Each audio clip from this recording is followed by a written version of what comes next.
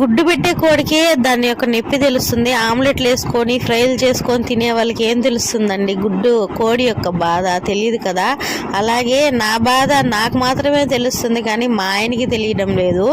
అదేంటంటే మరి డైలాగ్ కొడతారు, ఇంట్లోనే ఉన్నావు కదా రోజంతా ఏం చేస్తుంటావు మరి చూసుకోకుండా అన్నం తినిపించకుండా అని అంటాడు.